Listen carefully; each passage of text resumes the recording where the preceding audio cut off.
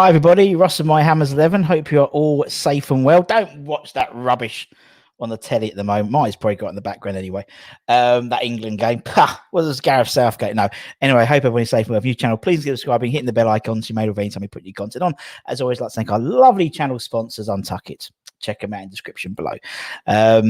Another appreciation night. You guys have asked us to bring them back, so we're bringing them back for another couple. And today we have got a very, very special one. We have got this man.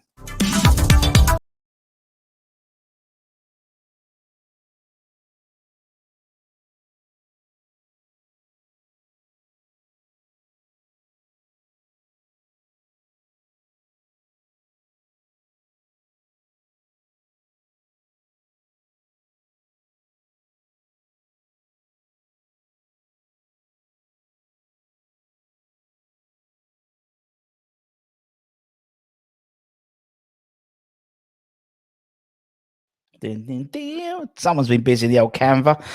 Frank McAvennie. We've got Frank McAvennie Appreciation Night, and you'll see it on the ticket. If you, for your comments, if you put hashtag Maca in them, we'll have a bit of a prize draw at the end to win an Untuck It shirt. An Untuck It shirt.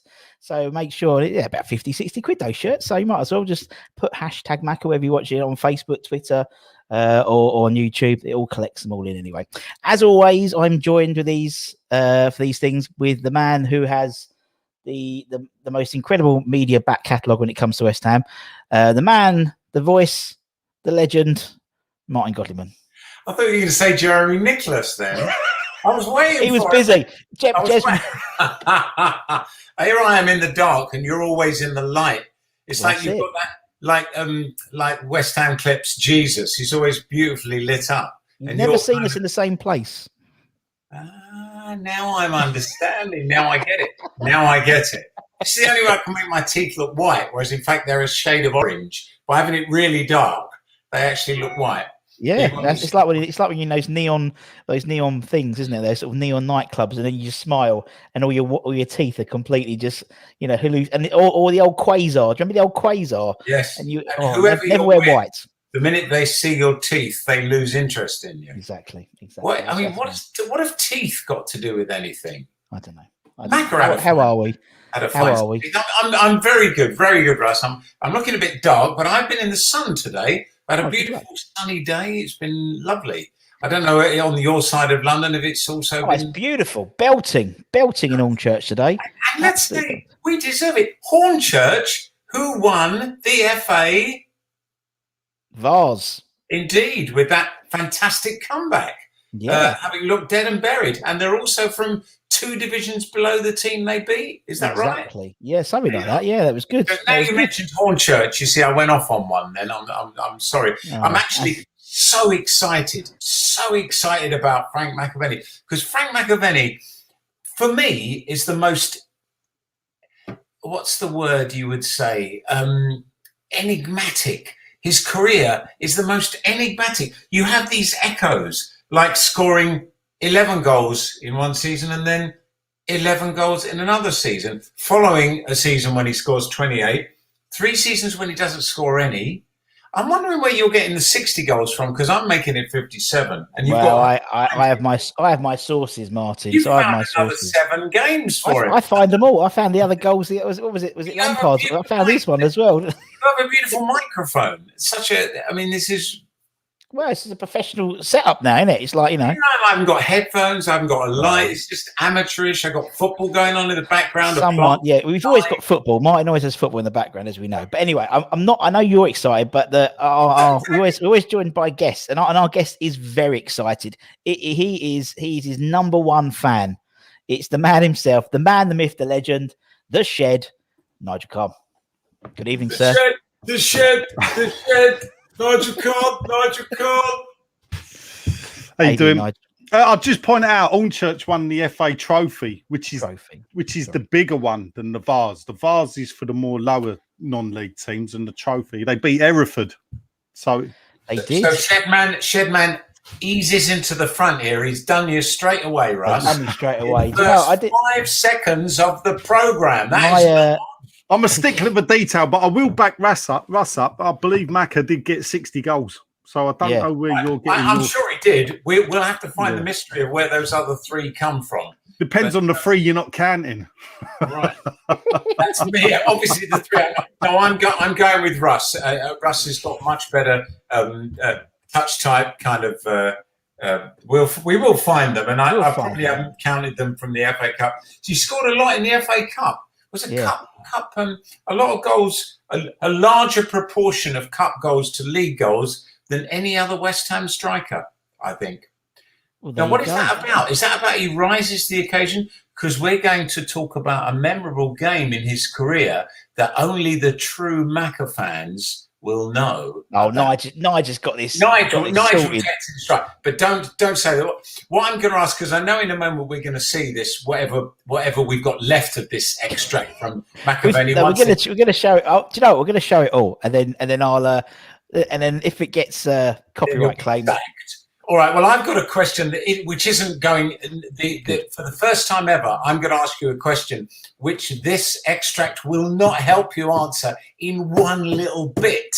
But I know Nigel will know the answer to that, and that is, how many Premier League games did Frank McAvennie play, and who for?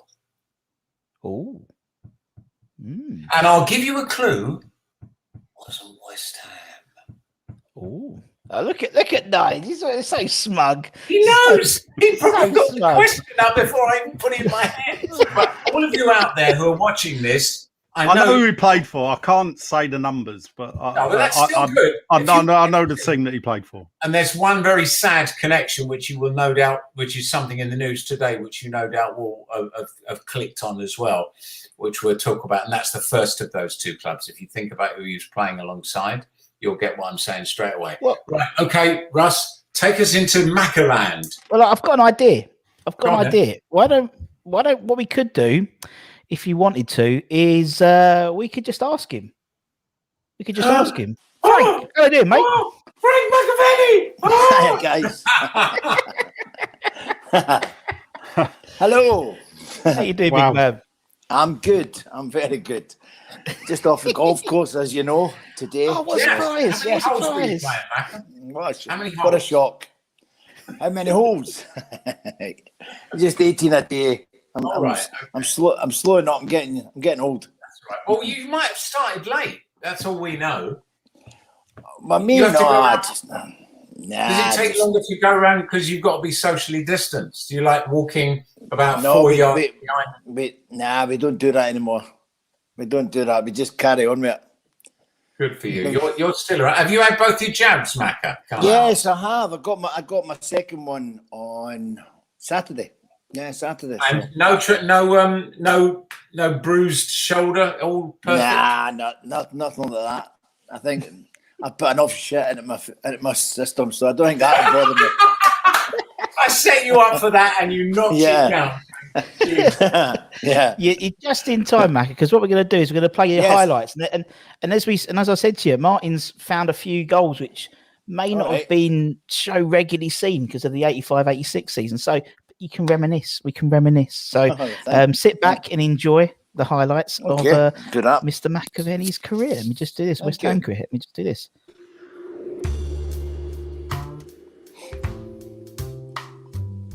West Ham's 16th position in Canon Division 1 during the 1984-85 season was no championship performance, but John Lyle's astute close-season signings of Oldham's Mark Ward and Frank McAvennie, the latter a Scottish under-21 international from little-known St Mirren, signed for $340,000, proved something special. We had Tony Cottee and Paul Goddard, of course, but they tended to be smaller type players, and we felt if we could get Frank working with them and in amongst them, that he would offer us another option in our attacking play. And really, it was coincidence, really, or misfortune to Paul Goddard that he ended up getting injured, and Frank immediately went into the front striking role, and from then on never really looked back. In McAvennie's debut in midfield at Birmingham, regular striker Paul Goddard was taken off at half-time with a serious shoulder injury. In the next game, McAvennie was switched from midfield to partner striker Tony Cottee in attack, and the goals started to flow. Instead, Flicks this one forward, almost a miscue from Humphrey. Here's McAvennie and Cottee. Tony Cottee has found the net with barely 2 minutes to go after a sliced clearance from Humphrey. It's set up McAvennie, he got it over the keeper, and Cottee made sure it's his 13th of the season. Despite the lack of television cameras for 4 months due to a disagreement between the Football League and television authorities, West Ham raced up the table, and McAvennie had accumulated an incredible 18 goals in 23 games by the time he faced the team he had made his debut against on the first day of the season, Birmingham City.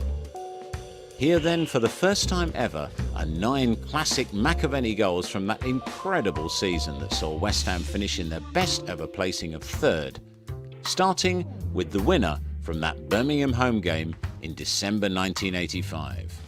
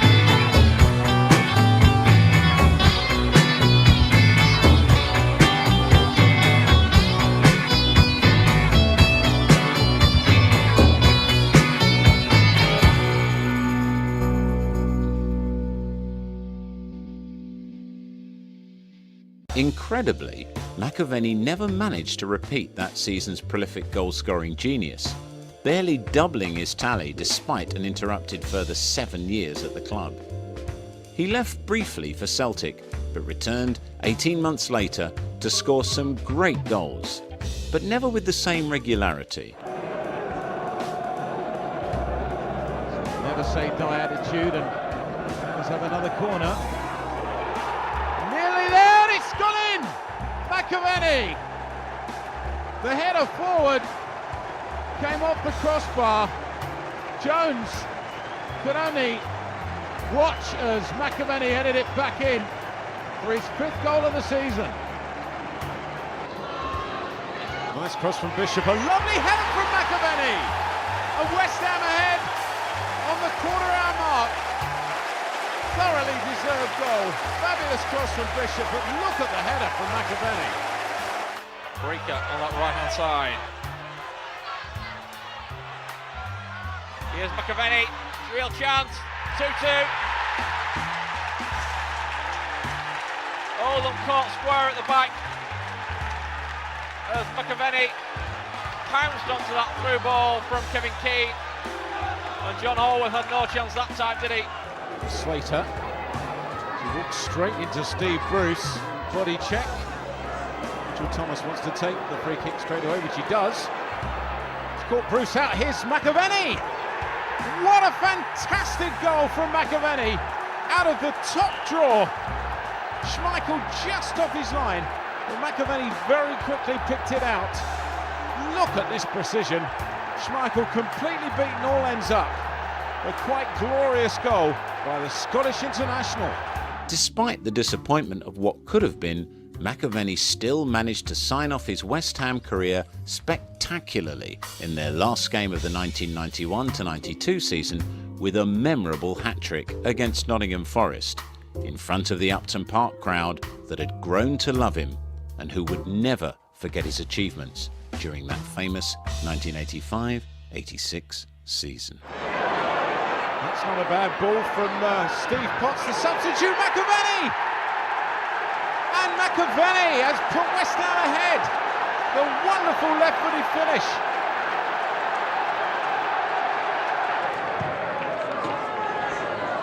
Mike Small, that's unselfish. McAvennie second.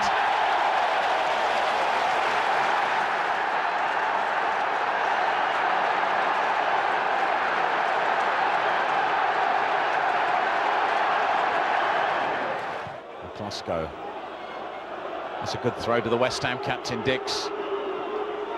It's a long ball and he's found McAvennie again. Is his hat-trick? What a brilliant move from West Ham. The throw out from Glasgow. Dix collected through to McAvennie. That's the hat-trick. And his last game for West Ham ends with a firecracker.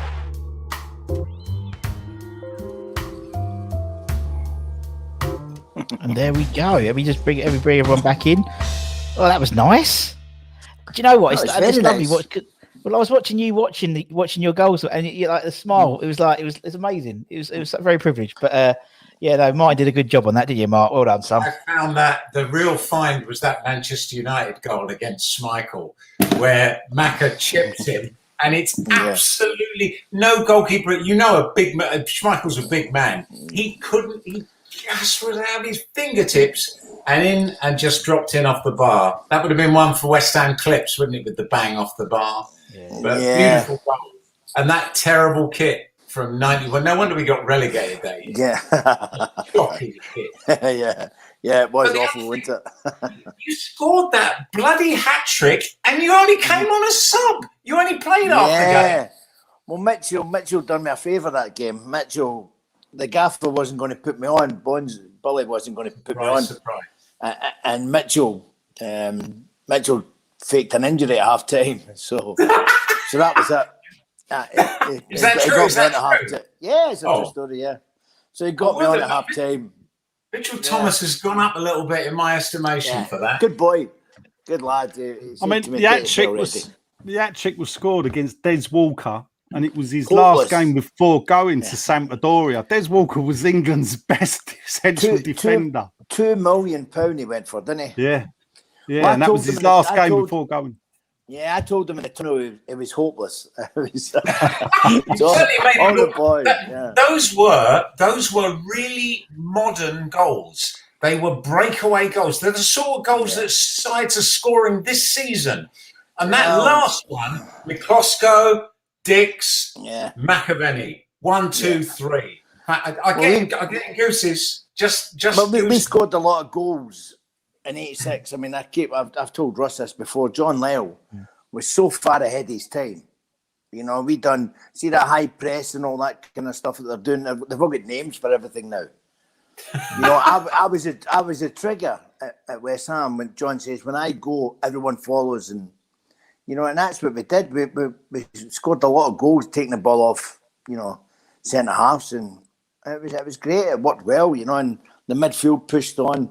And we were fitter, you know, we were fitter than the other team, and we just got the ball off him a lot, and it was great. But John was he was a genius, really. It would have been up there now with, you know, all the top managers, because he was really so far ahead of his time. What the great thing about Lyall was that when he saw an opportunity, he took it, and that fluke.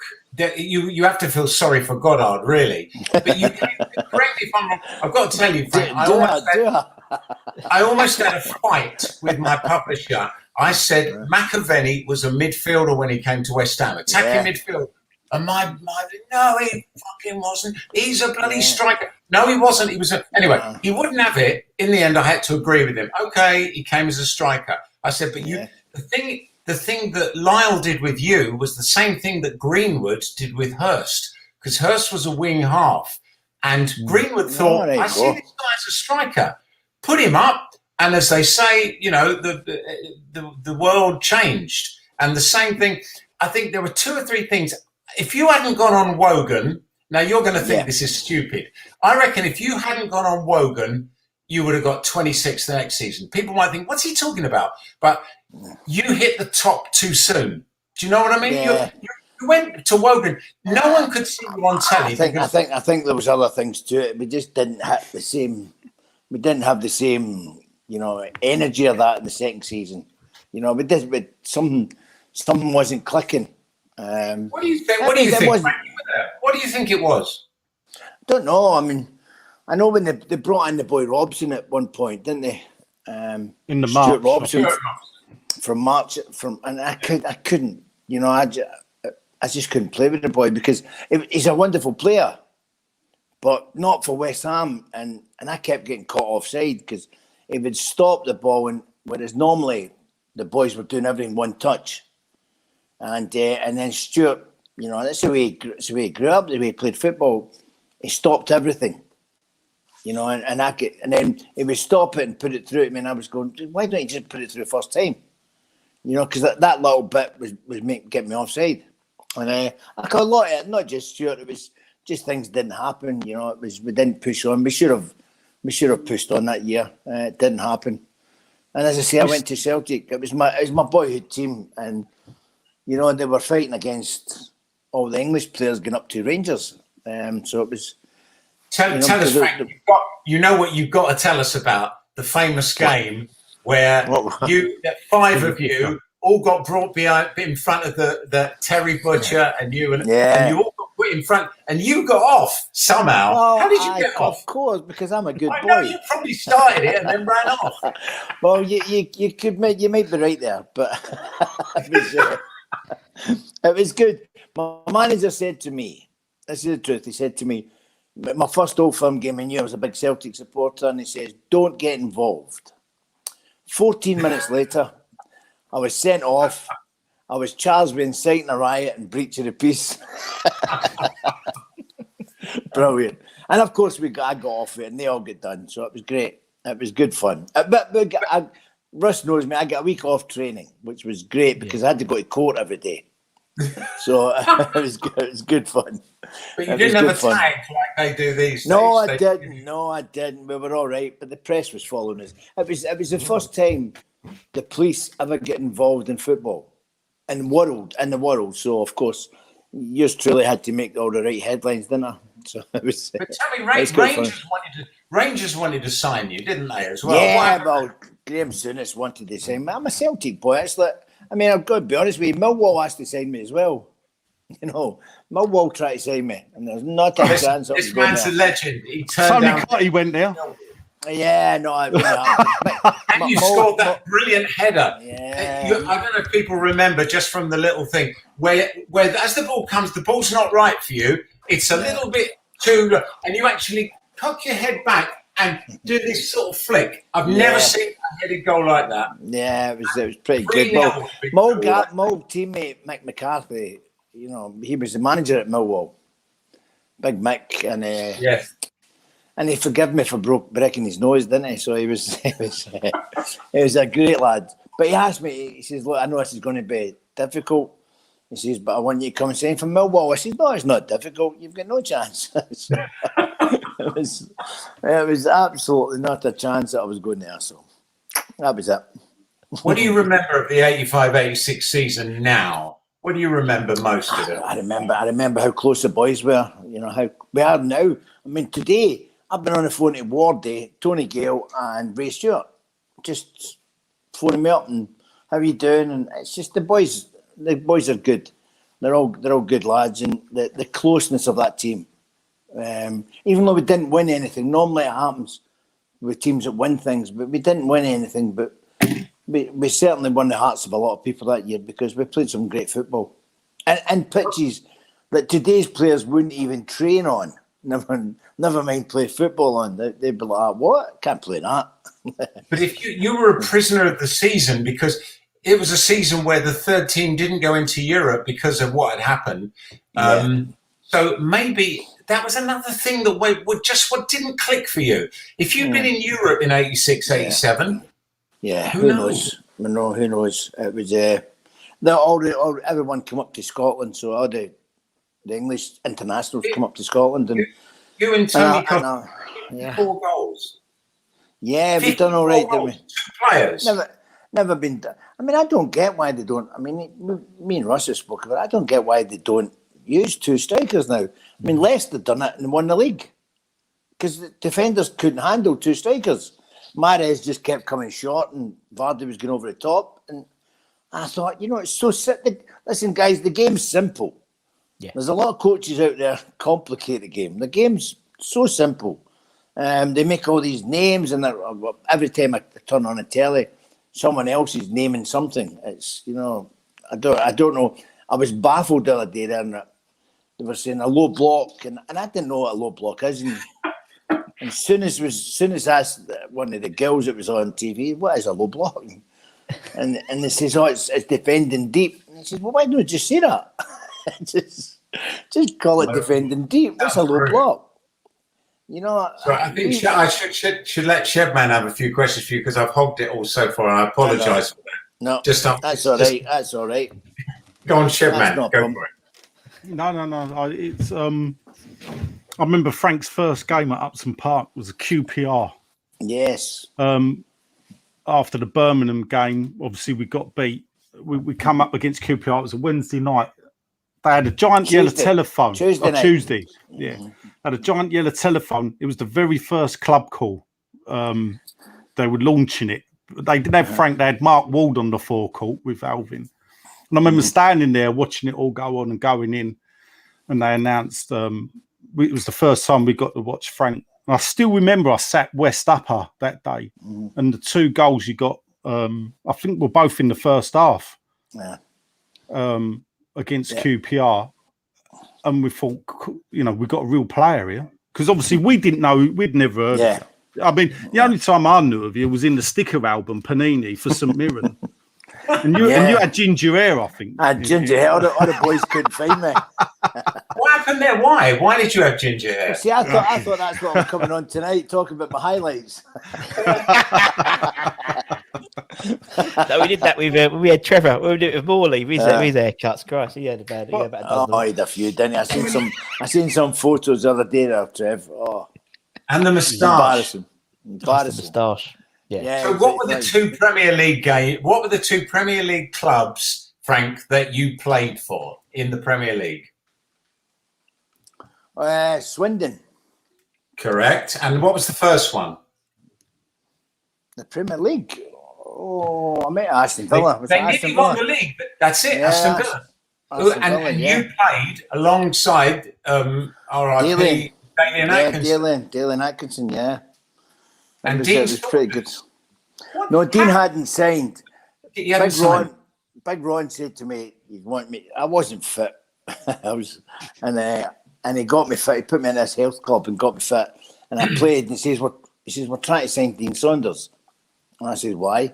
And he says, he says, "We want him." He says, "The fans have got to be seen. We've got to be seen to spend money." And Dean was a couple of million or whatever. And I'd walked away from West Ham. They never gave me a contract, so I was a free. So not like West Ham. It was one of them. I thought, you know what, it's not a problem. And he got me fit, and I played a couple of games with Daly, and it was great, And then he signed Dean, and Ron says, "Look, we still want to offer you a contract." I said, "No, it would have been great, but I didn't want to sit on the bench for, to finish my career." So I said no. And I made a great move after that. Went to Hong Kong. Hong Kong. I don't know. Yeah, exactly why. It seemed like a good idea at the time. I stayed I was supposed to be there for a year, and I stayed for a month because the football was terrible. The place was great. The nightlife was great, but they don't blame, which is not good for me, guys, because they don't blame a bad performance on drink. So you can go out the night before, and they don't blame that if you have a bad game. So it wasn't really good for me. It's pretty much killing me. You had the common sense to leave. You didn't stay there. I just left. They actually paid me money to leave, so it was great. It was wonderful. And I went back and signed for Celtic, so it was great. I knew I saw something. Aston Villa was like a reverse of West Ham, because you went there and disappeared in the same way as Paul Goddard went there, and you came and took him out. Yeah, two teams in claret and blue. It was a box tick to play for Big Ron.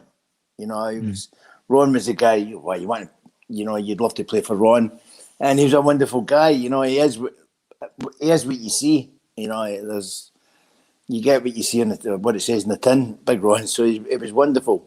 He plays football with you in the games, and in the practice games and friendlies and all that, and he blames you for everything. He'll lose a ball and he'll blame you. You're nowhere near him. It was just shouting. It was shouting at people, and it was Steve Staunton. All they got it. The left back, the Irish boy, he got it a lot. So it was good fun. But then I went there and came back and signed for Celtic. So did all right. Didn't do too. But then I finished with my first team, St Mirren. I'm back to St Mirren and finished there. And so it was I think I'm the only professional player that's ever played for three clubs twice. I don't know many people have done that. That's the question we should have asked. Well, there you go. So I didn't know that. Some anorak told me, and I thought, wow, that's interesting. I said, I'm not going to argue with them, That sounds good, doesn't it? It sounds good, doesn't it? Yeah, it sounds good. You played in the 86-87 season, because Bonds didn't play in 85-86. You played alongside him as a player, and then you ended up being managed by him. What is it like having to be managed by someone you played with? Well, Bonds was great. He's a great lad. I mean, he's a good boy. He's just Bonds is what he is. When I got the injury, it sort of curtailed my career a bit, because I got a bad injury. I never really came back. Was that the leg? I never came back. I never came back 100%. I was probably maybe 80%, 85%. I was not. It could have been worse, because if you remember, Lou McCarry was the manager before that, and he wanted me to go to Stoke Hospital. So I went to Stoke Hospital and with Ray Stewart, and the guy says, "You'll never walk again properly." He said, "Never mind, play football." So me being me, I told him where to go, and I got the boys to come and pick me up. I said, if somebody's finishing my career, I want an expert in London to tell me. So I went to London, the Nuffield Hospital in Roding. Is it Roding Hospital? The Roding Hospital, Rodings. They took me there. I got there about 1 o'clock in the morning because the bus came and picked me up. They strapped me up, put me on all this drip that was on it to keep the pain away because it was mangled my leg. And I went to hospital and the surgeon came in about 1:30. I got there about 1:45 and the surgeon came in and he says, I'll sort that. He says, we'll operate tomorrow. And I says, the guy up in Stoke says, I wouldn't be able to walk right. He says, he's accident emergency. He says, he wouldn't know a broken leg. He just straps everything and fixes it. And that's what they do in the A&E. He says, but I'm a wee bit better than that. I said, thank God for that. So it was good. And then, of course, I was okay. Everything was great. Training. And then Lou McCarry decided to take me on a 4-mile road run for my first day training. Christmas Day. Got me in on Christmas Day, the little shite. So he got me in on Christmas Day and took me on the road. Started running, my ankle just blew up again. So he didn't do me any favours, the wee guy. So I've got no love lost for him, as you can imagine. But Bonzo was different. Bonzo was great. Bonzo was just, he told me, he says, you're limping. I said, what? And he says, so I was, a lot of the games that I played were coming on as subs and all that. And, I didn't mind.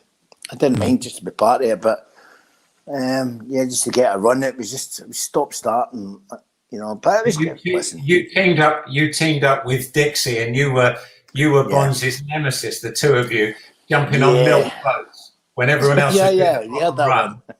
I have heard that one many times. Yeah. So it was good fun. Tell everyone out there the story, Mac, because it's such a great... It's a story. You run round to the Romford Road. There's either a 4-mile run or a 6-mile. So this day the gaffer says, right, you're doing a 4-mile. And we're like, oh. So he came to the back with me and Dixie because we start there because that's where we'll finish. And we're running up Savile Road onto is it London Road, the main road? And you're going down towards Romford and the gaffer says, look, I can't run that. He says, I can't do this pace. He says, I can't go at this pace. I need to go quicker. So he ran away. So that was fair enough. And people were pumping the horn, all right, Dixie, Macca and all that. And this milk float came down. All right, boys, how you doing? I've stopped him. And he's going, how you doing, lads? I says, you finished? He says, yeah. I used to be a milk boy. So I says, give us a lift. Not a problem. He thought we wanted to go that way. I said, no, you've got to go that way. So we moved the crates in the middle of this milk float because it was all empties. We moved the crates and me and Dixie got in the middle of all these crates because you can see in the wee cabin, you can see in it's only fiberglass. And the guys took us round. Ronnie Boyce was at one, and I think it was Mick and Big Hilts was at the other one, I think it was. And they were all standing at corners. And you run and you come up the road and you go up to the main road, but there's a little path down the side. And we were first there, and I said, we can't go because the gaffer will know we've cheated if we go in first. So we had to sit and let Martin Allen and all the runners were all sprinting and all. They all ran by us. They all ran up to the top, good little boys, ran up to the top, and they run round, back down Savile Road. But this little lane takes you into the back of the training ground. So after about 8 or 9 people passes, we thought, right, we'll go now. So we've splashed some water on us.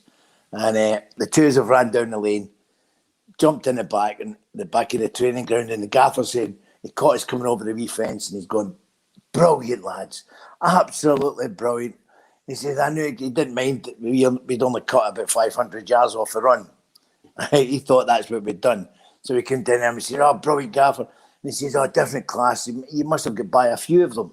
I says, yeah, we overtook them. We're all talking and laughing. Then. So we've dived in, we got a shower and we've shot off straight away.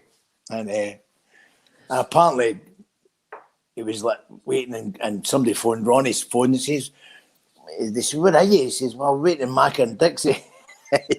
Or they went in a car. I don't know if the phones were out that day. I can't remember. But they says, they never passed. They've not passed us. Well, they're in. They've had a shower. No, and the 3 other coaches says, no, they didn't pass us. So the gaffer knew there was something wrong, but he couldn't hammer us because it was a Wednesday. And Thursday, he couldn't hammer us. But we got away with it. we got away with it. But I think we were a wee, we had good fun with Bully. We had good fun. Well, I used to sleep with, me and him used to share a room, Dixie. And we get bored very easily. We've got a low threshold for boredom. And Jimmy Quinn had left his golf clubs in our room for some reason. I think it was because he was sharing with Martin Allen, and Martin Allen's nuts. So he didn't want to leave the golf clubs with you if you're sleeping in the same room as well. So he put them in our room, which is a bad move because me and him hadn't ever played golf at that time. So we thought, about 1 o'clock in the morning, we thought, we're bored. Let's nothing on the TV. It was old days. After Cheers, there was nothing on the TV. And we got this bin out and we put it in. He says, get the clubs. So we got the clubs, see how many balls he had, and we got the balls out. So we got the wedge and we're trying to chip it into this metal bin. And it kept hitting off the wall, kept banging off the wall, banging off the door. And it's dropping in. We're going, yeah, and we're shouting and all that. And then we opened the window and we're hammering the ball off the wall, and it was one bounce to try and get out the window. And of course, the noise is getting louder and louder. And all of a sudden, the gaffer's up, knocking the door. So I've looked through and I says, Dixie, it's the gaffer. He says, let him in. So I've opened the door. I'm going to tell you guys, I was expecting a bollocking. When he looked at us and seen all the golf balls and the golf clubs, he went, the look of delight on his face, because God only knows what he thought was happening in that room with all this noise. Right? So when he seen these golf balls in the golf club, he went, I don't even want to know. See you in the morning, lads. You only wonder what you thought it might be. Oh, yeah, you can imagine. He thought there was all this noise and shouting and all that. He must have thought there's a party going on. So a Sunday Mirror story. Yeah, when he saw all the golf balls, it was great. So he was well happy. Brilliant. Yeah, so that's it. So how long are you guys on this for? Well, this is for you. This is your show. I know. I came on.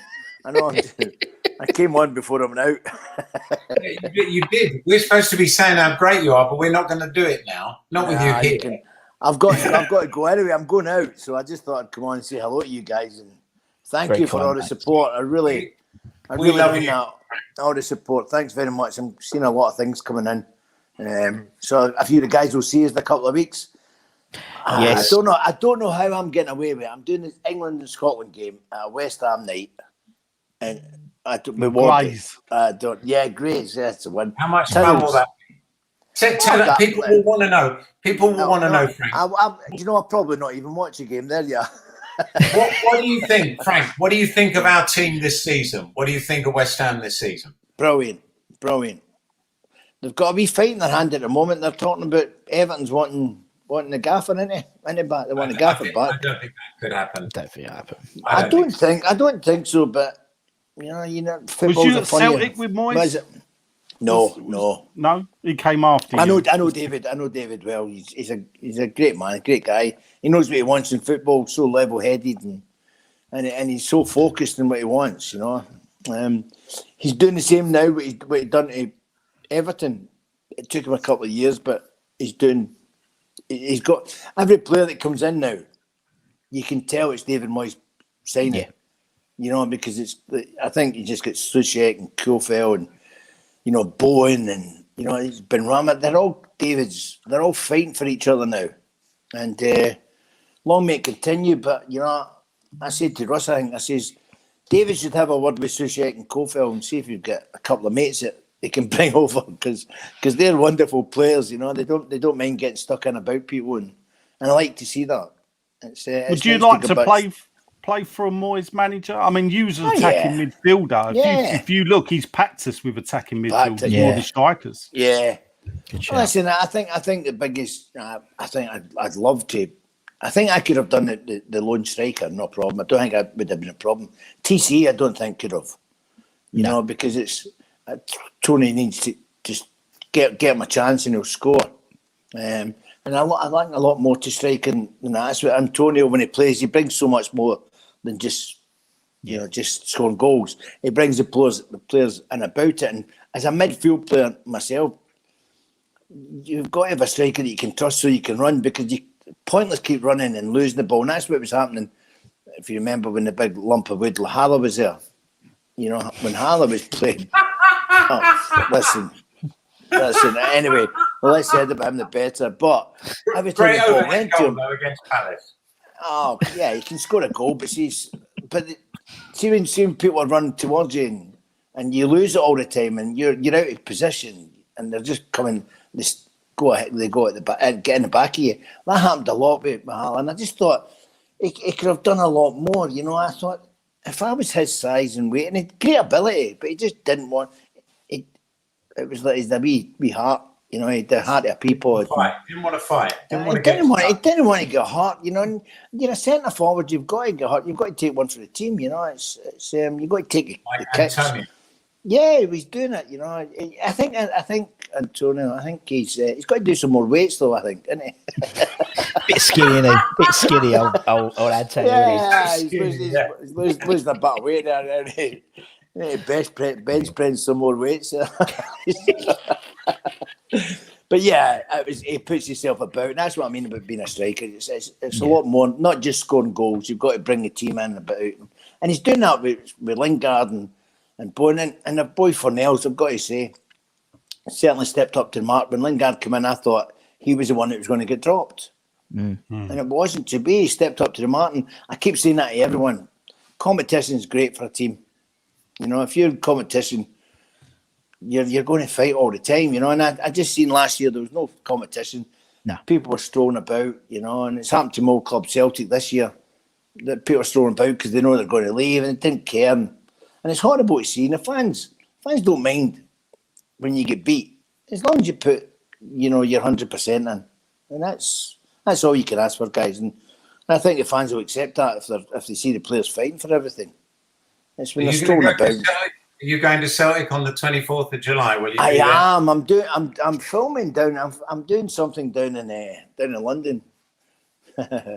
I'm filming for a wee reality thing, so that'll be good. But I'll be back for the 24th. I'm coming. Good. I'm filming in London, and I'm back finishing the Friday, and I'll be back on the Saturday for the game, because if all goes well, then I will be pissed because everyone's getting in touch saying they want to buy me a drink. So if I meet up with half the people that's going to buy me a drink, you know, you might not see me for a couple of days. Quality. So anyway, guys, I'm going to let you guys go on with the programme. Russ, thanks very much, buddy. Cheers, man. I'll see you at the end of the month, man. Guys. Take care, boys. Take care. Bye-bye. Cheers, man. Well, there you go. Ask and thou shalt deliver. An hour, 40 minutes with Frank McAvennie. There we go. Wow. I mean, you had to buy him a drink or anything. So there we go. There is a story about the first time Tony Gale did an intro with him. He does that typical comedy thing where he does the two show, him and Tony Cottee, the two Tonys, and they get Frank on. Frank is the guest star at one of these pubs in Chingford, and Tony goes saying, yeah, so tell us, you know, we all remember how great it was in 85, 86. Tell us what it was like for you, Frank. So he's going, yeah. And Tony goes, and he's looking at Tony Cottee, and he goes, so he asks him the question again, and Frank goes, and he goes, no, I'm not hearing it. Do anyone of you out there understand what? And he keeps this up for like 10 minutes, and you think, McAvennie's going to deck him. I mean, not that you can deck Tony Gale because he's like taller than Tony Cottee, but they sort of laughed it off in the end. But that was that, you know, you see comedians do that all the time with the accent, which is always playing it. So I was thinking a phone call between him and Ray Stewart, you might get subtitles. Yeah, but they understand each other, isn't it? That's not good if we don't get it. I mean, if there's a phone call between the two of them, that's not a problem. I don't think we should be listening. Yeah. Been on the phone to using the world thing again. Phone tapping going on now. Can you imagine Jared Bowen being on the phone to Thomas Suchek? Hello. Oh, you wouldn't. I don't know. I got a little. No, that doesn't work, does it? That would never happen. Great idea. He phones him up and realizes he doesn't. I can't speak to him. I don't know, something like that. Anyway, Shedman, did you see all of the 85-86 season? Did you see all the home games? Yeah, I saw a lot of the away games. I mean, it ruined my. I say it ruined my education. Yeah, What's your education? That was my last year at school. Oh. Luckily for me, the teachers were on strike a lot that year, so I managed to blame some of it on that at the time. But yeah, as I say, I mean, we had a bad start. I think we lost 3 out of the first 4, drew a couple. Really, we didn't really click into gear until October time. And then November, the one big game for me was we beat Everton 2-1. And we were crammed in on the North Bank. And Frank got both the goals. And Everton were, of course, they had Gary Lineker that season. And I think they would have not. I don't know if they would have reigning title or they'd won the European Cup Winners' Cup. I don't know if they won the title the year before. They definitely won the European Cup Winners' Cup the year before. They won it the year after. I think 86, 87. I think. No, because we were banned from Europe. So I think they won. They won the league after that. Yeah, but they won it as well before. You keep going. I'll just check that. I thought they won it in 84. They won the FA Cup in 84. They won the European Cup in 85. Or European Cup Winners' Cup in 85. So this was the start of Everton's. Yeah, you're right. Team. Right. 85 they won it. 84, 85 they won it. So they they were a big team. Neville Southall, Trevor Stephen, Andy Gray up front. And for us to beat them, it was like there's something happening here. I think we were still hovering around mid-table. And then I'm pretty sure it's a club record. I think we did 8 games on the trot without losing up to, and that includes Frank going to Australia, playing a game and coming back and still scoring and not missing against QPR, literally after stepping off the plane. He scored in Scotland for against Australia in the World Cup playoff, and then they flew out to Australia in the second playoff. I think the first week of December, Frank come back and scored the win against QPR the day, or he landed Friday night or something stupid like that. And it was just the season before. I think we stayed up by 3 points, and you can credit that to we beat Norwich 1-0. Bobby Barnes scored the goal. And we stayed up and Norwich went down, and it was a 3-point swing.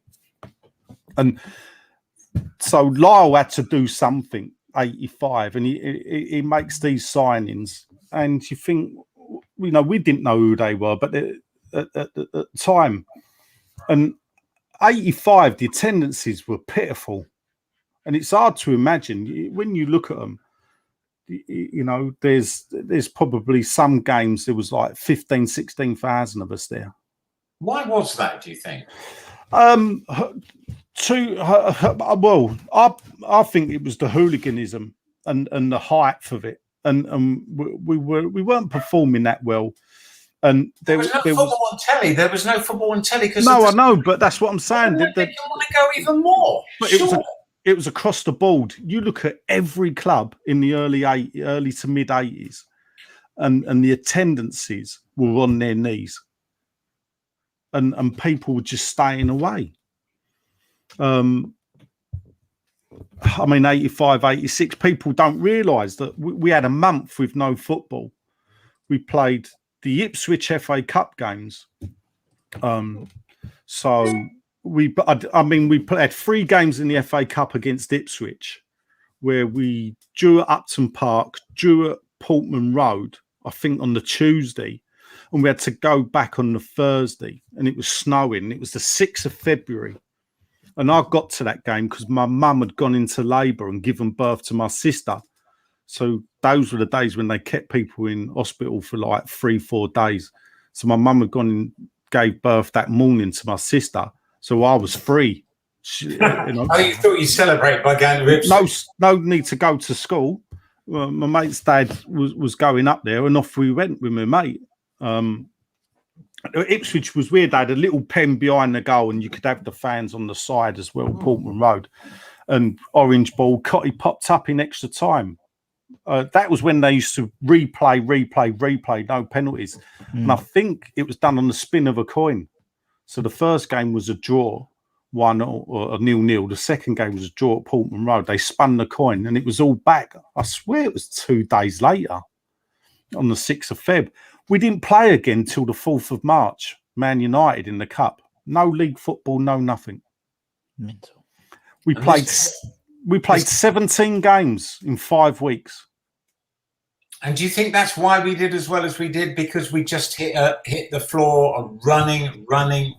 Yeah. They don't want to play 2 games in 4 days now. We were playing 3 games in 4 days. Yeah, I mean, but I people point to that and say we run out of steam. But when you look at it, we didn't run out of steam until we'd lost the league.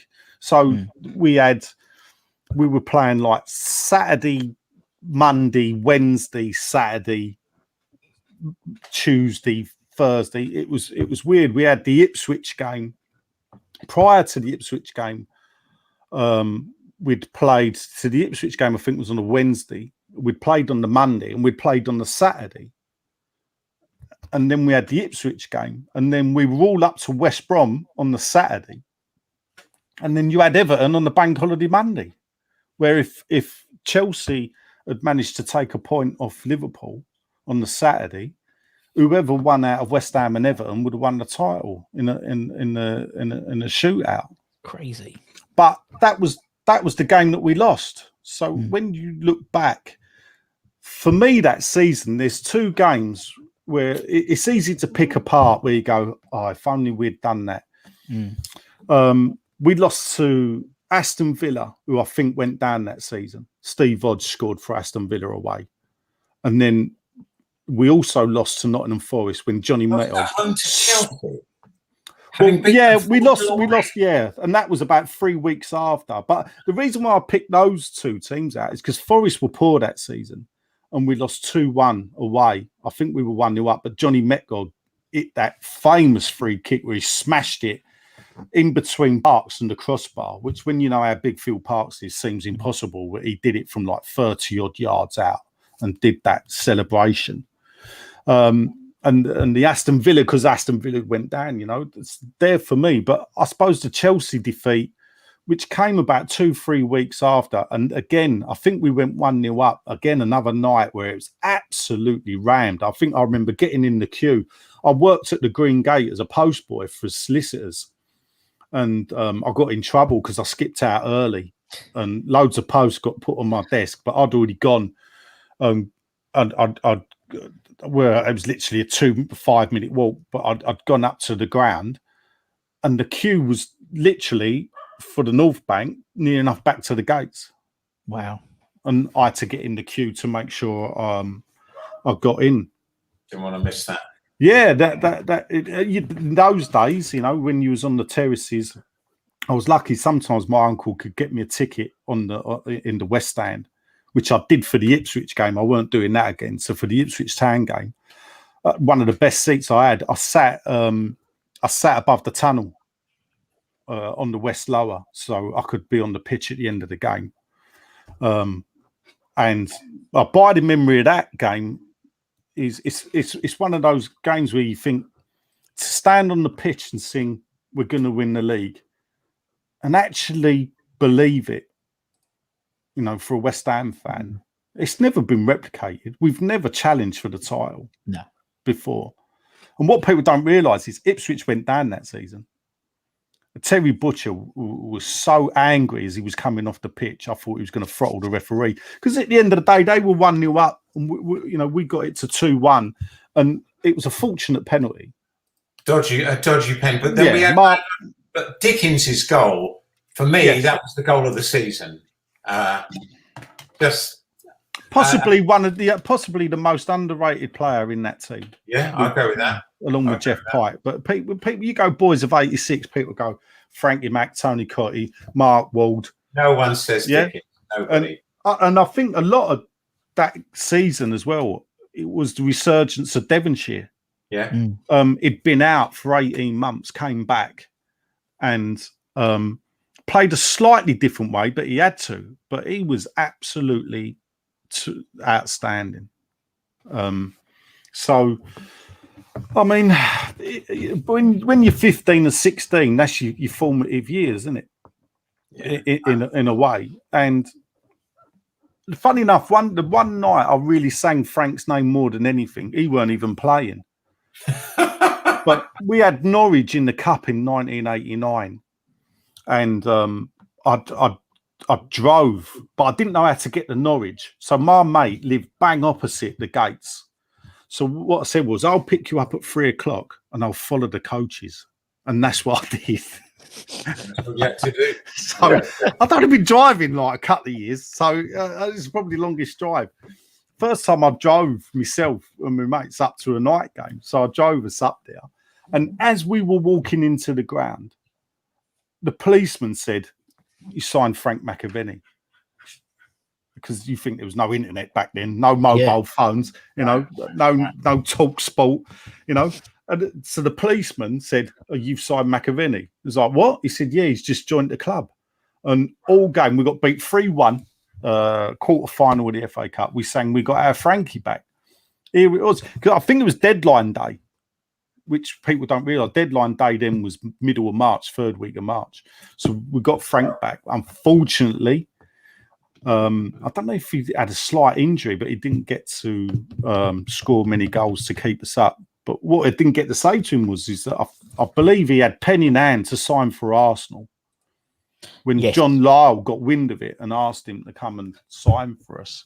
And he came back and Arsenal won the title that year. Yeah, nice. Yeah, when I interviewed him a while ago, he spoke about that. And who was the West Ham players? Well, for Martin, who was the West Ham player that helped Arsenal win the title? What, by a goal he scored against an Arsenal, a team that were rivals for Arsenal? Yes. It's got to be a goal against Liverpool then, isn't it? Yes. In 80... In 89. 89. Well, I know we had some fantastic results against Arsenal that season. Did we knock them out of the cup? Yes, that was Leroy. Rosenior scored a fantastic in the replay with the header a hybrid. 2-2 at Upton Park and 2-0 at 1-0. I thought 1-0. Yeah, and then years later, Mike Small. We always scored great goals at Arsenal, but what did we do to Liverpool that season? Well, I'll tell you. Yeah, we lost 5-1 to Liverpool. Now, if we'd have won that game, we'd have stayed up. Now, we lost 5-1 to Liverpool. I was on holiday in Spain. How is that happening in Arsenal? I really right, here we go. Yeah. Now, what happened is that Leroy equalised to make it 1-0, I believe, but then Liverpool ran away and scored 4. But the fact that Leroy scored meant Liverpool only got +4 goal difference out of the game, not +5. Which so meant... we beat 5-1 and we did them a favour. Hold up. We did Arsenal a favour because Arsenal only needed 2 goals to win the title against Liverpool in the very last game of the season, not 3. And with the last kick of the game, Michael Thomas made it 2-0. So without Leroy's goal, Arsenal would not have won the title in 1989. That's well argued. That is well argued, Shedman. I'll give you that 100%. 100% beautifully argued there. Well, I've got some questions for you because you were at the formative. I mean, I was. How the bloody hell old was I then? Let's think. I was a married man. I was being boring married man then, and getting married life, and not in that lovely zone that you were. This was a season for you, the perfect age. I mean, when I was 16, was 74. So you can imagine those were still good years for me, but it was nothing like the 85. The 85-86 thing. I didn't enjoy it. I tell you what, I didn't enjoy it as much as I've enjoyed this season, which is a weird thing to say. Although I would say the thing that marks out, I wasn't going to say this, but in case I forget, the thing that links this season to that season, and there is a link, and that is you got 11 men against 11 men. Whoever's playing whoever, with Marine playing Tottenham in the FA Cup or whatever. These are 11 human beings playing 11 human beings. And if your 11 all play well, odds are the other team are going to struggle to beat you. I know this sounds so bloody obvious, but if you think about how well all the players, you were saying it yourself, how well all the players in that season played every game. Very few players had a bad game. If you look at West Ham, apart from these 2 or 3 we dropped at the end this season where we could have had that Champions League place, and that was when we had less than half the team playing out of their skin. We've had players overachieving in this side. I'm not saying that we're not going to do brilliantly next season. Moyes is a great manager.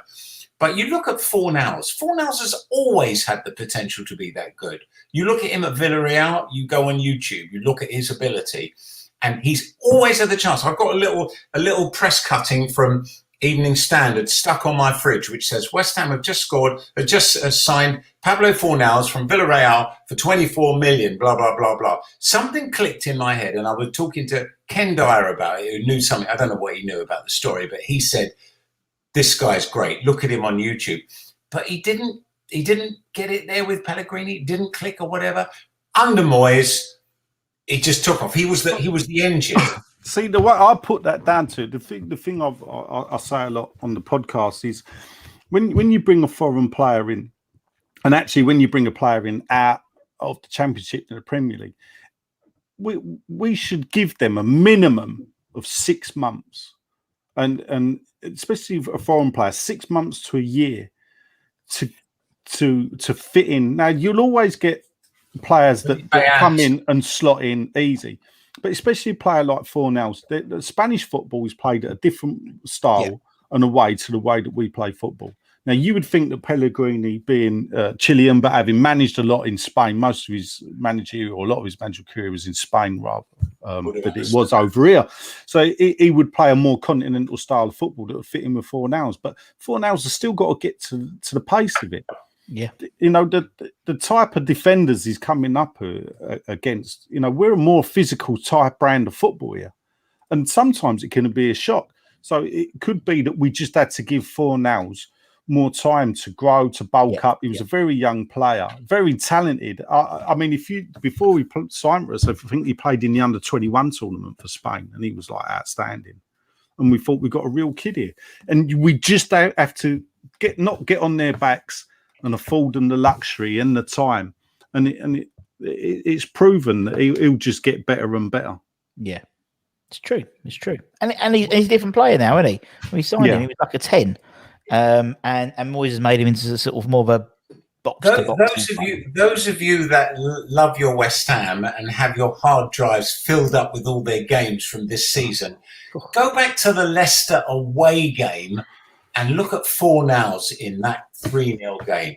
Look at Fornals' performance. And I want to read you out the 11 that played against Ipswich in the game that Shedman's been talking about earlier. This is the one, 31,000 in that night. And Ipswich had to win that game because they were looking at relegation. So this was no extra fixture at the end of the season. The hardest teams to play against are those who've still got a chance of staying up. Much harder than the ones you're fighting. I think as that game goes. This is our team that night: Parks, Stewart, Paris, Gale, Martin, Devonshire, Ward, McAvennie, Dickens, Cotty, or substitute Goddard. Interesting. So we've got Neil Orr, and if you look up there, Neil Orr has come in for Jeff Pike from the middle of April, and is ever present. And right out, he comes on as a sub in the game we were talking about earlier, the Chelsea game. He plays away Watford, home Newcastle, home Coventry, home Manchester City, home Ipswich, away West Brom, away Everton. And our results in those games are, after we lose to Chelsea, we beat Watford 2-0 away, beat Newcastle 8-1 home, we beat Coventry 1-0 home, we beat Manchester City 1-0 home, we beat Ipswich 2-1 home, we beat West Brom 3-2 away, and we lose to Everton on the last game of the season. So you've got, in effect, 6 successive wins, and then we lost the game to Everton, which that always, I mean, that's what I was saying. People say about fatigue, about playing that many games cost us, but actually we're winning. No, but I think, Mark, if you look at that, I think 3 of those games we won off the back of penalties. Obviously, the Ipswich game was a penalty. I think we played someone with. I don't know if it was Coventry or Man City on the Saturday before the Ipswich game. Clearly, loads of penalties in the Newcastle game. Mainly. So if you look at the Ipswich game, I think the couple of games before it, we'd won off the back. 1-0, Ray Stewart penalty. Yeah. Ipswich 2-1, Ray Stewart's winner. West Brom 3-2, Ray Stewart. Yeah, that's right. We were 2-1 up at the time. Yeah. And actually Everton beat us. They 3-1. But our goal was near enough the last kick of the game. Yeah, Tony caught his head up. We'd have been beaten 3-0. Yeah. But, should we see how many? Let's see how many penalties Ray Stewart got that season. We scored 10 goals. I'm guessing probably most of those were penalties. Yeah. So I mean, West Ham often had that. We had that when we had that dreadful season at London Stadium. Take your pick out of 4 seasons. What one? We beat Hull 1-0 with a noble penalty, and we beat somebody else 1-0 with a penalty. We had got 6 points off 2 penalties, and we didn't deserve it. Hull hit the crossbar, hit the post. They just couldn't score, and then Nobes got a penalty. So penalties have had a sort of that's interesting. Mark Brown saying about a pitch. I'm sorry, don't normally stop, but that's an interesting point he said there. A pitch invasion after the Ipswich game, and John Lyle addressing the fans. What so that we wouldn't get banned from the rest of the season? Because what happened was that's why I made sure I sat on the lower west that night. My uncle got me a ticket so I could be straight on the pitch.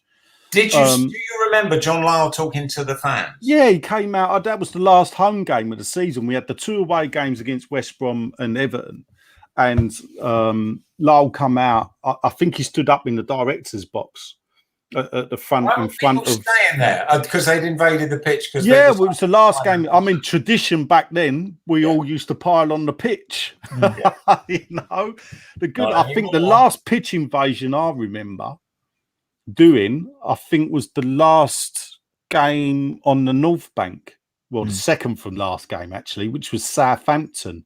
Well, we did it on the last game. The last game of the North Bank standing was Tony Gale's testimonial against the Republic of Ireland 11, I think it was. Only Tony Gale would have that.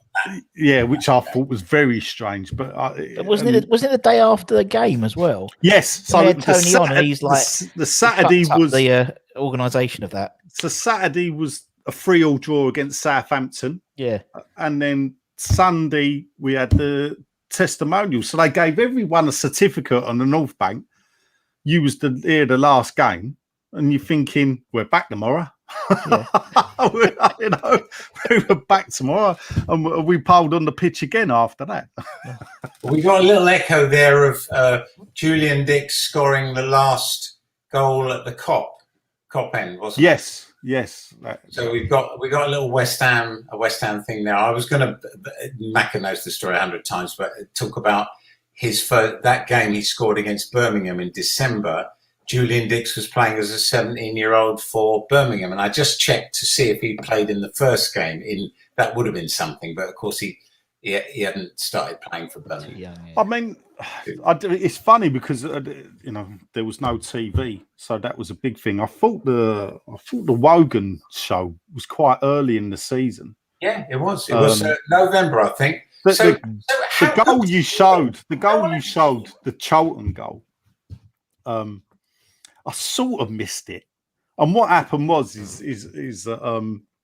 obviously there was going to be a big queue at the train station, Norwood Junction. So me and my mate were standing at the back by the stairs, and that was like the 90th minute. Yeah, and we're saying, should we go? Should we not go? Should we go? Should we not go? And even though my mate was there with me, and he used to come a lot of games with me, he was a Spurs fan. So I was like, no, because it was a Sunday, and it was the first game on TV of that season, and it was the first week of January. So I said, yeah, come on then, let's go then. And as we've gone down the stairs, we heard a shout. And as we run back up the stairs, I just got to see Cotty tap the ball, or Cotty was hanging in the net when he's hanging in the net. And the funny thing is that loads of people told us that Frank had scored, but obviously Tony nicked the goal. This Wogan was the night before the West Ham Watford game in November. Yes, that's there you go. I knew it was quite early when people there was no football on the telly. McAvennie famous without it being on telly. Yeah. I mean, the goals, I've got all the press cuttings. I've got my scrapbooks over in the stair from that season, and I've got the press cuttings still. And that's why it was strange when you look back at the crowd attendances for that season. I don't know if you can do that now. You look, and even the Newcastle game, they're well attended. I don't think there might have been 20,000 there. Maybe. I did have, incidentally, I do have the goals from the West Ham 2, Liverpool 2 game that season, but I'd already done the Legends, the little... I've got that Legends DVD. I've also got a video, funny enough, because the 85-86 video I got, I think it was Colin Benson. You got the old one. I revoiced it. I think that started with the West Brom game. It started before. Hang on. The first one is always the Birmingham game.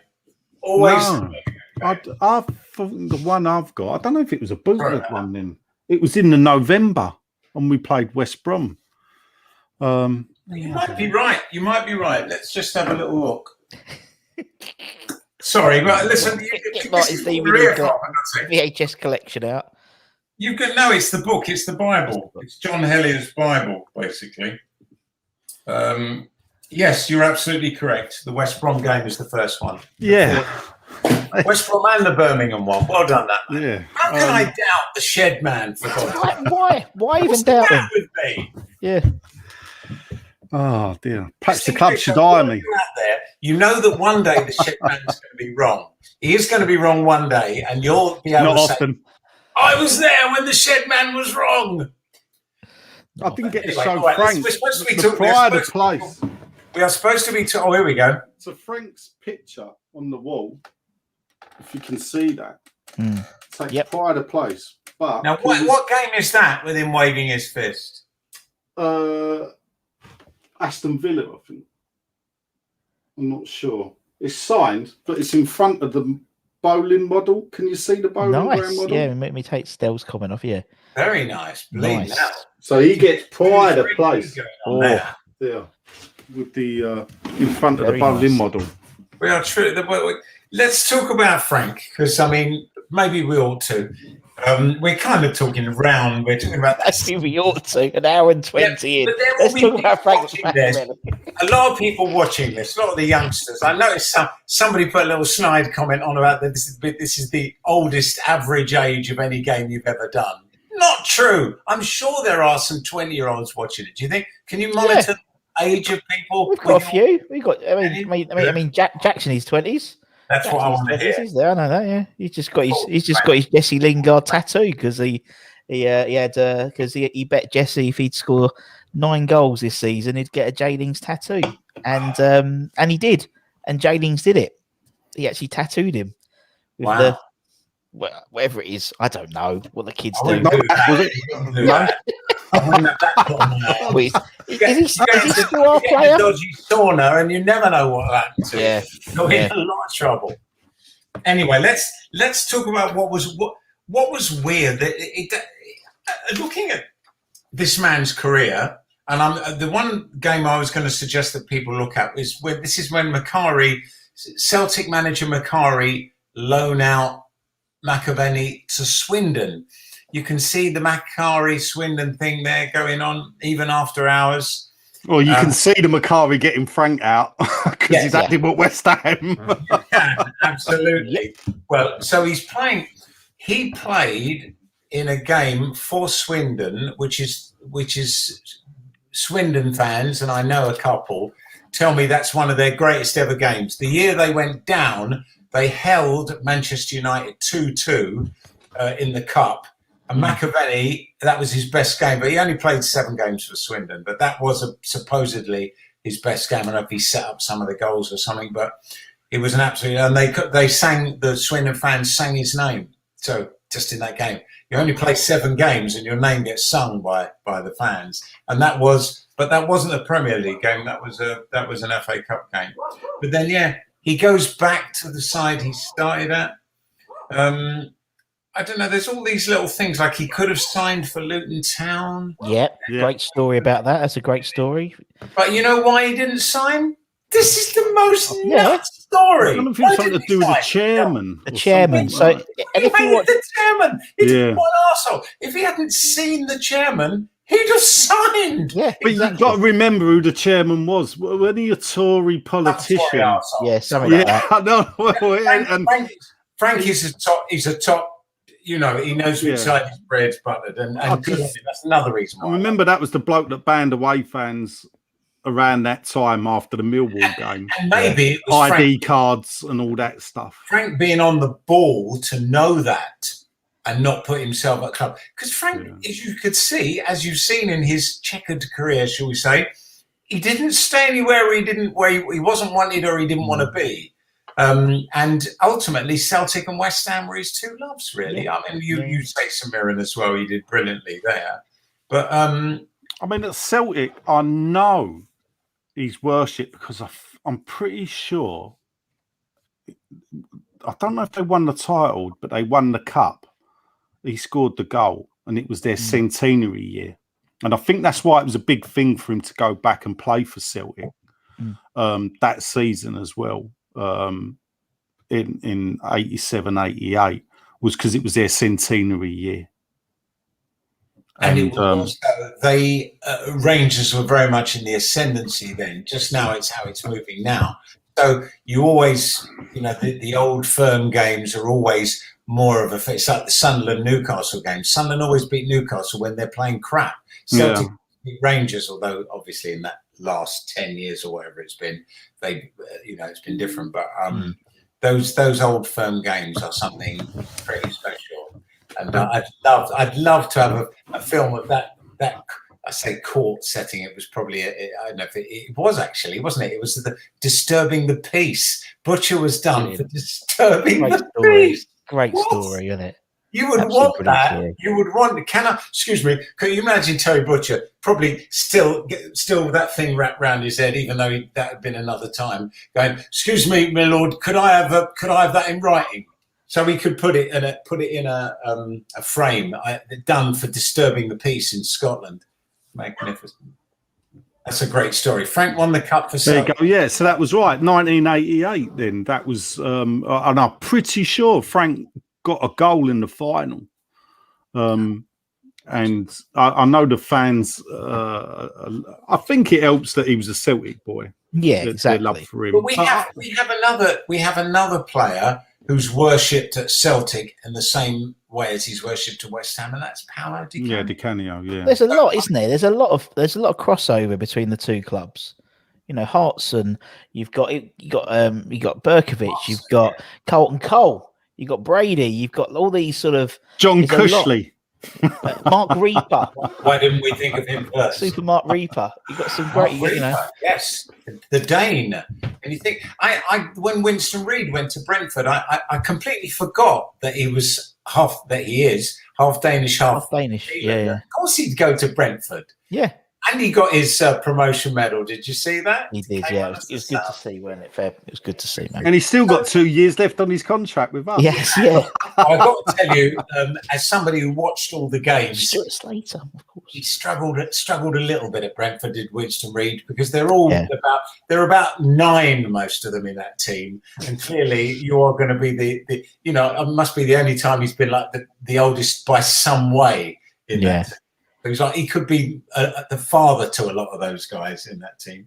So not so easy. So if you write out, and I have here written out, Frank McAvennie's career at West Ham, it really does. It's like a sandwich, isn't it? With no bloody meat in it. The 2 crusts are really tough and fabulous. And in the middle, it's you know, you got 41 appearances, 85, 86, 36. I'm talking league appearances. Let's talk with the actual appearances. 51, 85, 86, 46, 86, 87, 9, 87, 88, went to Celtic. 9, 88, 89 came back. 5, 89, 90. 38. Leg. 30, yeah, broke leg. 38, 90, 91. 27, 91, 92. Even in the 91, 92 season, admittedly 5 of those substitutions, but 27 appearances. And I always found it strange with the decision to let him go.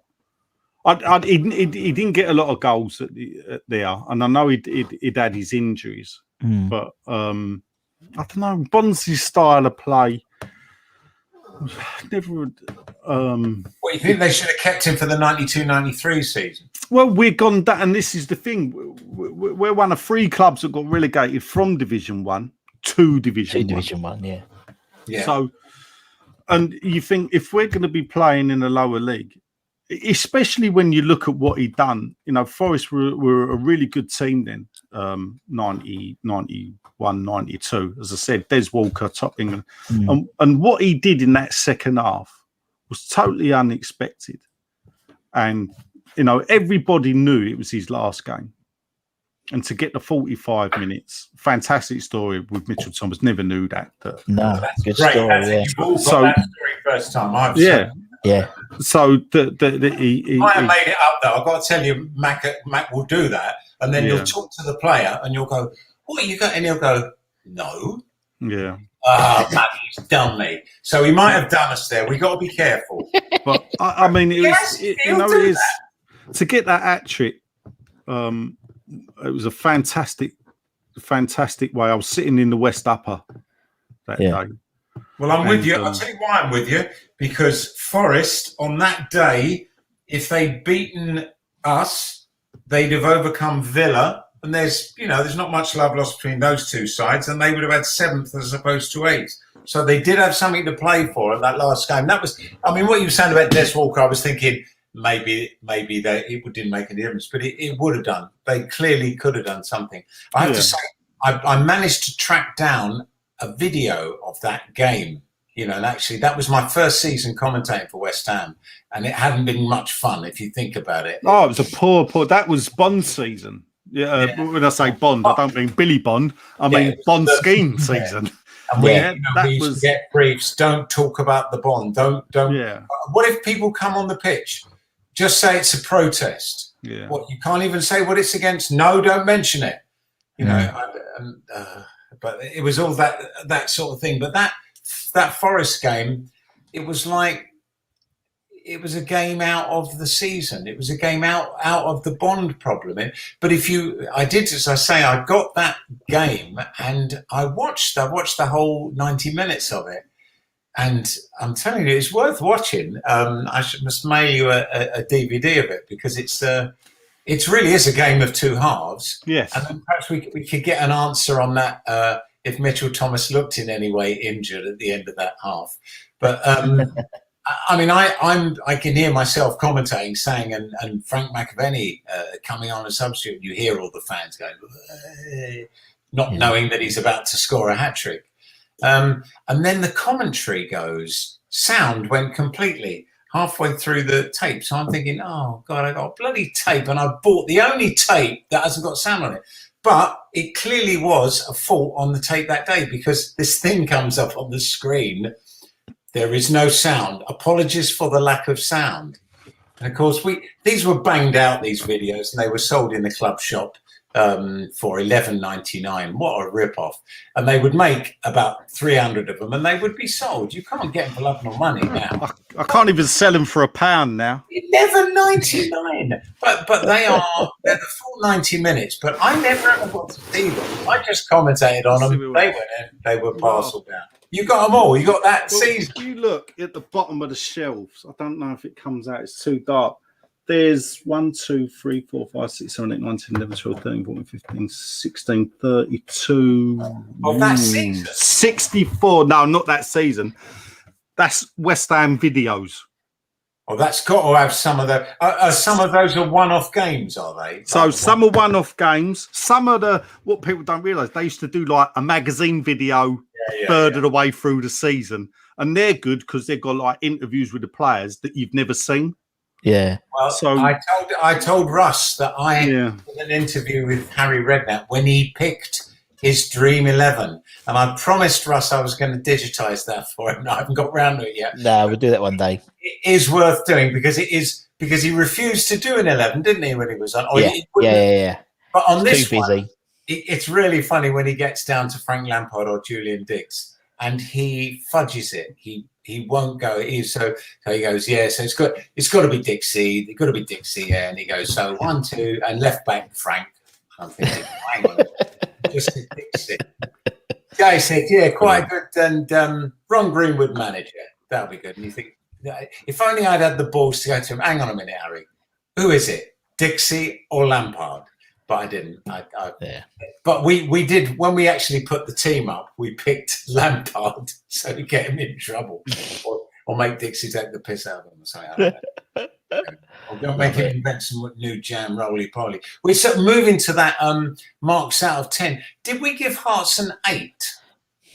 I can't remember. I think it was it wasn't 8. I think it was like 7.5, wasn't it? 7.5, right. The thing for strikers is always we give Hurst 10. 297 goals. Hurst has got to get 10. And I think on the strength of that, Hearts may have got 7.5. And the point I made was, don't factor in the fact that, Hartson only had look at that season. So we're going to do the same with Frank. And we're going to say, let's look at Frank that season. Him and Tony Cott, if you stood them up together, they'd only be as tall as that Method guy you were telling me about a minute ago, the Nottingham Forest guy.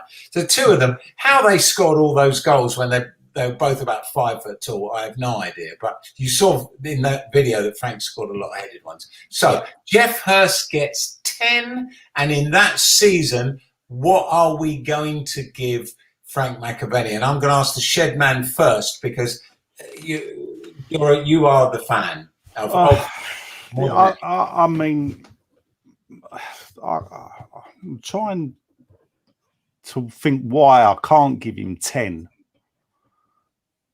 Because for me, it was the ultimate dream, and we lived it through him that season. I'll go for 9 then. I'll be nice. I'll save my big score for Di Canio. So I'll go for 9 out of 10. But as I tweeted earlier, it's proper man love. I mean, he was on a show last weekend with David Cross with Stell, and I had to go on just to go hello. But I'd had a lot to drink. It was pre-match, wasn't it? It was pre-match. I did see it. I didn't have headphones. I couldn't hear what it's saying. And I'm on video, and when you're on video and you hold the phone to your ear, so what people can see. As you and Sean, and then Sean's eating his pie, and you're there. It weren't my best moment, but we got to have bad moments. You can't have brilliant moments. No, that's true. But 9 for me. As I say, to come from nowhere. And you got to put it in context. The season, and it does not mirror what's happened, but to be that close to relegation, to stay up off the back of one win as such, we stayed up by 3 points, and goal difference was a bit better as well. In 85, to then go into that, to then go and nearly win the league. And then, actually, I think for the first 2 months of season 86, 87, I know we were top at the start. We beat Man U away 3-2. Really well. We started as well as we started bad with the previous season. We'd started well. If we could put the beginning of the 86, 87, we'd have won the league. 86, we win the league. It's like if they finally take points off those top 6 twats, then we might end up in the Champions League. They said Tottenham are top 6 team. They're fucking 10th. We were 4th when they said that. Tottenham are 10th. How is a top 6 team 10th? Somebody tell me. Just let it go. Can't do what Elsa did. Just let it go. Take 10 effing points off the lot of them. Put us where we should be. Anyway, rant over. Russ, how many are you going to give? Well, obviously I wasn't there, so I'm going to take the lead, take Shedman's lead. So I'm going to say 9 as well, because obviously, and not just that, but him afterwards, and he's come on for 45 minutes and told us some stories. And we literally we kind of pushed him off, didn't we? Really, but we can't talk about him if he's sitting there. I know, so he had to come on. So yeah, I'd say 9. Horrible thing to do, because we know he would have stayed for the whole program. I know he would have. Yeah, he did text. He texted me to say good bunch of lads he had on. So yeah, I had a thing. People laugh at half and half scarves. Yeah, that was the season. The half and half hat. Now I had half hat. Hold up! You look back at the crowds, and find us one in your cave. And I wish I'd kept it, because I had the West Ham Celtic hat. Now you could get a West Ham Rangers or West Ham Celtic, and I bought the Celtic because Frank was a Celtic fan. Brilliant. West Ham Celtic. Do you think they'll do West Ham Celtic half and halves for the 24th? I don't know. They should bring back the half and half. Just for that game. Have a look. The half and half woolly hat. Half and half. McAvennie. I'll cut the bobble off as well. I'll be with you to tell you how much I'm going to give McAvennie in a minute. My mate's coming around. Something I've got to give him. It's a very domestic moment here. I shall be back in 3 seconds. I love the fault. Russ, tell us what the England score was. I think England won 1-0. Oh, did they? I think you won 1-0. Let's take Martin out for a minute. I think you won 1-0. Have a look. Half and half scarves. I remember cut the bobble off, but it left me with 2 points, so it looked a bit silly. Right. While we're waiting for Martin, to come back, we'll do a draw. So obviously, I said anyone who's commented are going to be into a draw. You're going to win a lovely Untuck It shirt, as always. I mean, that's 50. That's 50 notes. Are you not allowed to tuck them in then? The shirts. They're designed to be untucked. Oh, right. So let's see. All these people have look at this. Look at this. I see Stel's name there. You can't stop him. Yeah. Well, we might win. Chuck him out. So who's won? Oh, not sure. Oh, James Mansfield. Well done, James Mansfield. You've won yourself an Untuck It shirt, my friend. Send me an email, and my email address is, where is it? There we go. Where is it? Come on, computer. Where are we? myhammers11@gmail.com. Send us that, and we'll get that sent out to you, man. So congratulations. Thank you. There we go. You see, that's a bit of fun, isn't it? Free shirt. There we go. It's what I can do. It's the way I roll. While we're waiting for mine, anyway. So yeah, me and the 50. So what we got here? James had a half Dundee hat because of Ray Stewart. Yeah, see, there you go. So it was a big thing at the time. A couple of seasons, the inflatables came out. Russ, you won't remember this. I don't know if it was Man City or Norwich that started it, waving inflatables in the crowd. Bananas, I think, was the big thing. It was the late 80s, the inflatable bananas. Didn't really catch on at West Ham. I think we were a bit too, mate, we're not doing that. But man, there was a few teams that had an inflatable. What would a West Ham inflatable have been? Would it have been a pie? I think there was a few that had the old blow up hammers, but I'm sure the police would have confiscated them. I do remember, and Shedman, you're a little bit younger than me, but you might remember this. I remember being on the North Bank, down the front. I used to go right at the back or right down the front. I was down the front, and these plastic. There were these 3 plastic blow up dolls. The dolls being thrown down the thing, and they ended up in the net somehow. I don't know how, but that was the North Bank end. And I remember I couldn't breathe laughing at it, because just the thought that someone had brought it in, and you can imagine the bloke bending down, blowing it up before he threw it down. And that's what I thought. Norwich City bananas. There you go. Yay! Ask and thou shall receive. That is the hat I had. Can we bring them back? Can we put an order in? Yes, put an order in. Make some. And I have got the highlights of the West Ham, Celtic 2, West Ham 1, which interestingly enough was just after our second best ever Premier League season. Actually, I was there. It was. At the end of 98-99, we went there, and Martin O'Neill was managing Celtic. and Harry Redknapp was managing West Ham. And we went into the. I'll have to send it to you. We went into the room, and there was a bit of banter between the two of them. It's really fun, and I don't know if I imagine the Goldfish Bowl or if I'm getting mixed up with Peter Ridsdale, but I think he had a Goldfish Bowl, Martin O'Neill, which struck me as strange. But that's another story. How many am I giving McAvennie? I hear you all ask, even though you thought I'd plug it up. How many are you giving McAvennie? I'm giving McAvennie 9. How could I give him any less? I kind of want to give him 10 in a way, but I saw Jeff Hurst, so I can't give him 10. I mean, I did see the 10, and he scored first time I saw him, and he was like a film star. It was like seeing Sean Connery, and he always went, whenever he kicked the ball, he went. You think, well, that's just a very odd thing to do. So does that mean to you that Jeff Hurst is the greatest striker the club's had? Yes. Yes. For the time. Oh, you're not looking happy with that, Shedman. You're not happy with that. But all I can say is, Shedman, did you see him in the flesh, Shedman? No. If you didn't, you only saw him selling double glazing or managing Chelsea. Chelsea. The first time I remember him and Bobby Gould brought Chelsea to Upton Park. Dream team. And then having him swear at Brian Deere, he never fucking scored 6. The memorable thing, we just got the West. Just got the West. You believe in it now? You'll have to do it later. When Arthur, the West Ham photographer, came down, I said, "Come down, please. I'm never. Jeff Hurst doesn't do interviews. I'm interviewing him, please. I just want one photograph of me and him." Anyway, I take credit for Arthur getting.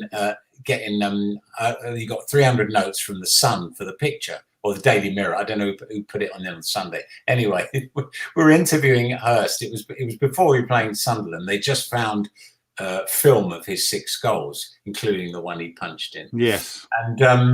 And I was interviewing him, obviously after Park, and I said, well, Jeff has 6 goals. No one's ever done that before. And I thought he's going to take us through the 6 goals. And he said something like, "Yeah. Fuck you, Brian Deere." Because Brian Deere got the 5 against West Brom, which had been and he got to Brian Deere's eternal credit, and Brian Deere, a top bloke, I have to say. If I can find enough film, we'll do that, because I'd love to do Stag, because he's a top bloke. But he scored those 5 goals in 20 minutes. So Jeff Hurst took a lot. Whichever 5 you take out of the 6, it's more than 20 minutes. And the fact that he punched one in, I don't know, neither here nor there. But clearly, after all these years, I don't know if he'd had a drink or something, but to drop an F, and it said effing hell. I can't remember what the headline was, but Arthur sold he got. Was that before a game or something, or after time? I'm sort of remembering Jeff Hurst doing this. It was broadcast. We could see it in the stadium, couldn't we? It was. It's quite recent. Yeah. It might have been February 2016. It could have been the last season at Upton Park. I can't imagine. It sounds familiar. It does sound. It wasn't a long time ago. Yeah, well, it couldn't have been, because I've only done the PA announce, I think, since 2013. So it's come to me since then. I think it was the last season. I think what they were doing are pulling out the stops to try and get everybody in for that season. And yes, it was I was absolutely stunned. I thought, oh shit, I'm really going to get in trouble for that, because I didn't encourage him to swear. I was just asking him to talk about the 6 goals. It sounds really, now you said it, it sounds so familiar. Well, you would have been there, Russ. You'd have been there. Remember. Yeah, it's the thing. I remember it. I do remember it. I remember laughing at it. And do you know what? I had it on a recording. One of the guys sent it to me, and it's I lost it. What a sickener! Not that we'd be showing it with, of course, all these young families at home. We don't want them to hear all this bad language on the program. Well, anything else we can say about Frank McAvennie, except he's the first person ever on one of our programs to get 9. I know, top score. I don't think there is. don't think there is, to be honest. I think he's or Di Canio, yeah. Yeah, we'll keep 10 for Di Canio.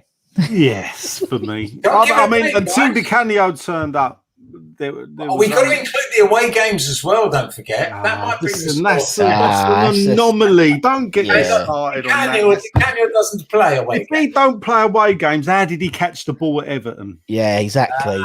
And score against Man United. There you go. Anyway, gentlemen, it's been a pleasure as always.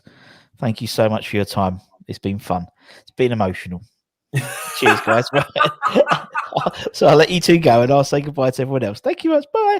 Guys, thank you so much for your time. There's been loads of comments and it's been a lovely night. And for those of you who just started, go back and watch the beginning because we had Macca on for 45 minutes. Some stories which we haven't heard about. So, saves you having to buy a ticket for a night with McAvennie. But Macca's going to be at Grays for the, I think it's him and Waldy, I think, for the England-Scotland game. He's in Hornchurch, I know, for the Conservative Club on June the 26th, I think, it's the end of this month. So, yeah, make sure you check those places. Actually, I think the Hornchurch one's sold out, but I'll be there. So you'll have some content from My Hammers 11. But anyway, as always, food banks, give them a shout, give them a plug. Ironsfoodbanks.co.uk. They need all our help as always, but even now with the summer months, with no school meals for the kids and stuff like that, and until next season, obviously they don't get any funding really. Irons Food Banks groups until the games come back into the ground. So hopefully, come August, we can get everyone back in the ground. But anyone's around tomorrow, 12:30 UK time, we've got our quiz, as always, in the lunchtime shows. And for myself, take care, everyone. And from Martin and from Shedman, take care, everyone. Stay safe, wash those hands, get those jabs when you get your jab appointments. Come in your irons, and we'll see you again very, very soon. Thanks, everyone, for your time. See ya. Bye-bye.